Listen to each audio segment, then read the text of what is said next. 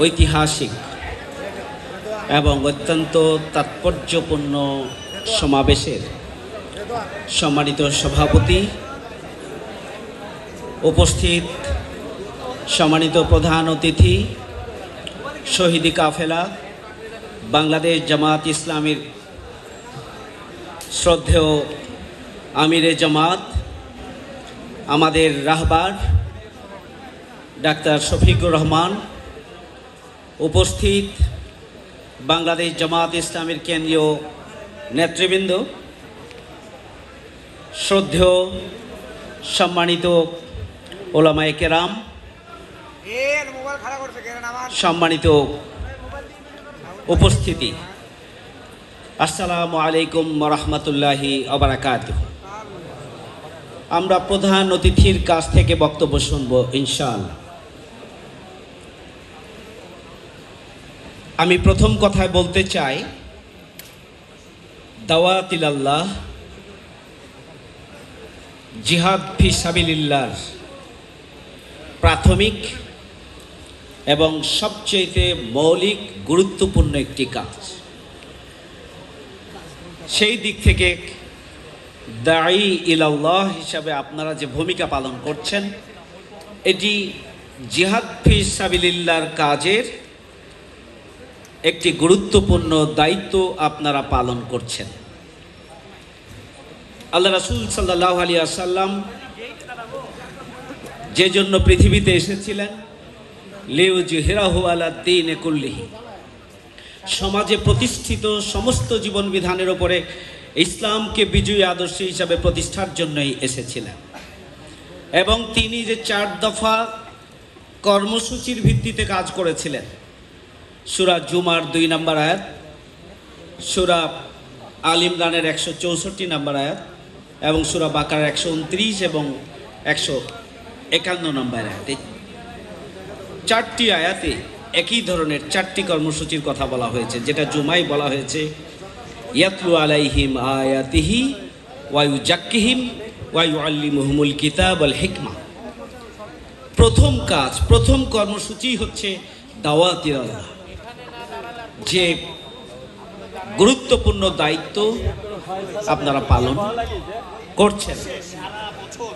মাওলানা মতিউর রহমান নিজামী শহীদ, তিনি তার ইসলামী আন্দোলন ও সংগঠন বইয়ে জিহাদ ফি সাবিলিল্লাহকে ব্যাখ্যা করতে গিয়ে তার প্রথম কাজই বলেছেন দাওয়াত ইলাল্লাহ। শেষ কাজ বলেছেন একামতে দ্বীনের পরে শেষ কাজের কথা বলেছেন আমর বিল মারুফ নেহি আনিল মুনকার।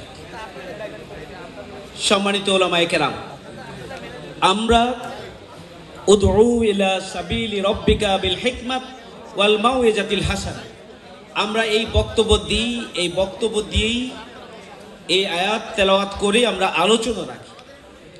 কিন্তু হিকমত, কৌশল, উইজডম, বুদ্ধিমত্তা এবং যে কোনো পরিস্থিতি উত্তরণে অথবা যে কোনো মাজলিসে সবচাইতে সর্বোত্তমভাবে আমার লক্ষ্যে উপনীত হওয়ার জন্য যে প্রচেষ্টা, যে ভূমিকা, যে তৎপরতা, সেটি হচ্ছে হিকমা।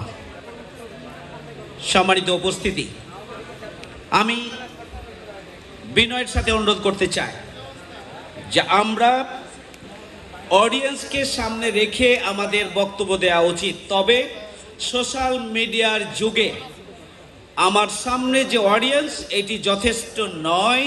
এটি আন্তর্জাতিকতাবাদকে সামনে রেখে আপনার বক্তব্য উপস্থাপন করা প্রয়োজন। আপনি যাই বলেন, এটার আপনার সম্পদ নয়। 2 হচ্ছে আকর্ষণীয় উপস্থাপন এবং প্রাসঙ্গিক উদাহরণ প্রয়োজন। আমি কোনো ইউটিউবের আলোচনায় লক্ষ্য করেছি যে উপস্থাপনের ক্ষেত্রে এমন উদাহরণগুলো দেয়া হয় যেটা ছেলে মেয়ে, হাজব্যান্ড ওয়াইফ অথবা পরিবারকে নিয়ে শোনার মতো উপযুক্ত নয়। আল্লাহর হস্তে এই ব্যাপারে সতর্ক এবং সজাগ হওয়া উচিত বলে আমি মনে করি। হিংসাত্মক বক্তব্য পরিহার করা দরকার। কোনোভাবেই আক্রমণাত্মক বক্তব্য দেয়া যাবে না। আপনার নাম ধরে কেউ বক্তব্য দিচ্ছে, আপনি ধৈর্য ধরুন। আপনি আল্লাহর সাহায্য চান, তার সাথে ফোনে সুন্দর করে কথা বলুন, কিন্তু আবার সোশ্যাল মিডিয়ায় আপনি আপনার বক্তব্যকে পাল্টা জবাব দিয়ে উপস্থাপনের মাধ্যমে পারস্পরিক দূরত্ব তৈরির কাজ আল্লাহর ওয়াস্তে না করার জন্য বিনয়ের সাথে অনুরোধ করছি। আপনাদেরকে ইনক্লুসিভ হতে হবে, ইনক্লুসিভনেস থাকতে হবে, অ্যাকোমোডেটিং হতে হবে। বিভিন্ন স্কলারদের বিভিন্ন বক্তব্য আছে, তথ্যসূত্র আছে, আপনি সবগুলোকে অ্যাকোমোডেট করেন। আপনি একজনের বক্তব্যের বিরুদ্ধে আরেকটি তথ্য দিয়ে পুরোটাই সেটিকে নাকচ করে দেওয়ার মতো একটা সোশ্যাল মিডিয়ায় ঝড় তোলার মতো কাজ যেন না হয়, সেই বিষয়টি আমাদেরকে খেয়াল রাখতে হবে। আমি বিনয়ের সাথে অনুরোধ করতে চাই, তথ্যসূত্র সহ বক্তব্য দেওয়া উচিত। তথ্যসূত্রের অর্থাৎ উৎস ছাড়া, ডকুমেন্টেশন ছাড়া আমরা প্রচলিত অর্থে যে সমস্ত গল্প আছে যেগুলো দিয়ে জনগণকে উজ্জীবিত করা যায়, উদ্বুদ্ধ করা যায়, এই ধরনের গল্প এবং বক্তব্য আমাদের পরিহার করে ইতিহাস থেকে, রাসূলের জীবনী থেকে এবং সাহাবে আজমাইনের জীবনী থেকে, বিশেষ করে 4 খলিফার জীবনী থেকে এবং ইসলামী শাসক যারা যুগে যুগে ছিলেন তাদের জীবনী থেকে আপনি উদাহরণ পেশ করবেন, যেটার অথেন্টিসিটি যেন থাকে সেই ব্যাপারে খেয়াল রাখতে হবে। আল্লাহ রাব্বুল আলামিন, আমরা দায়ীল আল্লাহর কাজ করি, ইসলাম একটা পূর্ণাঙ্গ জীবন বিধান। আপনাকে পরিপূর্ণরূপে ইসলামকে উপস্থাপন করতে হবে, জিহাদ ফিসাবিল্লাহর পুরো দিকটাকে সামনে আনতে হবে। রাসূল সাল্লাল্লাহু আলাইহি সাল্লাম যে মদিনা স্টেট, অমুসলিমদের সাথে আচরণ কি ছিল, বিভিন্ন গোত্রদের সাথে আচরণ কি ছিল, নারীদের সাথে অধিকার কিভাবে সমুন্নত হয়েছিল।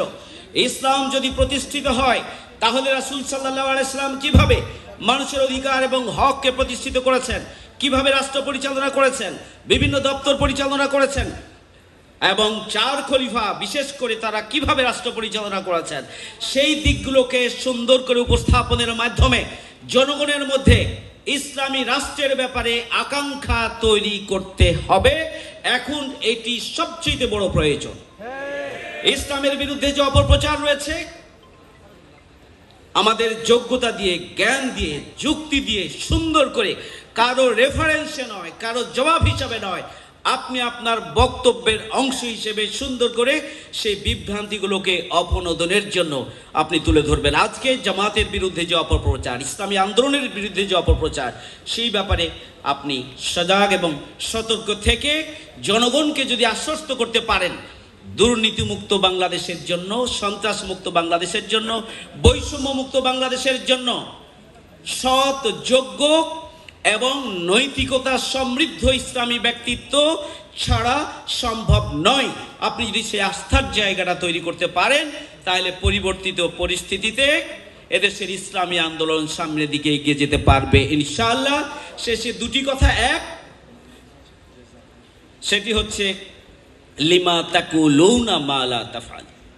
এখানে আমিরে জামাত আছেন, আপনারা যারা সমাজকে আলোড়িত করার জন্য সবচেয়ে কার্যকর ভূমিকা পালন করছেন, ইসলামী আন্দোলনের কাঠামোগত স্তর ভিত্তিক কার্যক্রমের মধ্যে সক্রিয়ভাবে অংশগ্রহণ করে যদি দায়ীল আল্লাহ হিসাবে আপনারা ভূমিকা পালন করতে পারেন, আন্দোলন উপকৃত হবে, দেশ উপকৃত হবে, জাতি উপকৃত হবে।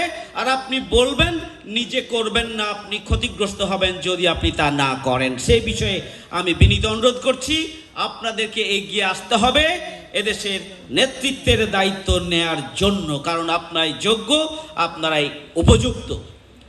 সব শেষে আসুন, আমি মনে করি মাজলিসুল মুফাসসিরিন যেভাবে গোটা বাংলাদেশে একটা ধারা তৈরি করতে সক্ষম হয়েছে, যদি মাজলিসুল মুফাসসিরিনের নির্দেশাবলীকে নিজ নিজ অবস্থান থেকে হক আদায় করে আপনারা পালন করেন, ফলো করেন, নির্দেশনা অনুযায়ী ভূমিকা পালন করেন, আগামী দিনের বাংলাদেশ গঠনে মাজলিসুল মুফাসসিরিন ঐতিহাসিক অবদান রাখতে পারবে।